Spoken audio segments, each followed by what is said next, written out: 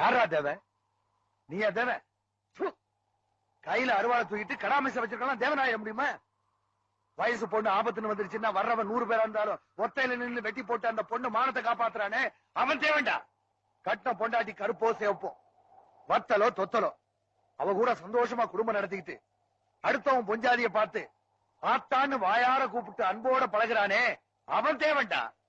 நம்ம சாதிக்காரங்க மட்டுமே இருந்த அந்த காலத்துல நல்லது கெட்டதுக்கு 4 சாதிக்காரங்க வேணும்னு இவங்களை எல்லாம் கூட்டியாந்து குடி வச்சு இருக்கிறதுக்கு இடமும் பாக்குறதுக்கு வேலையும் கொடுத்து அதை பார்த்து ரசிச்சானே ஓம்பாட்டனும் ஏம்பாட்டனும் அவங்க தேவன்டா.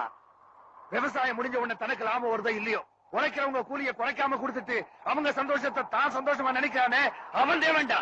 அதே சாதிசன வருஷம் நல்ல நாள் பெரிய நாள் அன்னைக்கு தான் வீட்டுக்கு வந்து புது துணியும் பொங்கச்சோறும் வாங்கிட்டு போறத பெருமையா நினைச்சு தலை நிமிந்து நிக்கிறானே அவன் தேவன்டா. தேவன் பாக்குறதுக்கு தாண்டா மோட்டத்தனமா இருப்பாங்க. பழகுனா இழகுன மனசுக்காரங்கடா.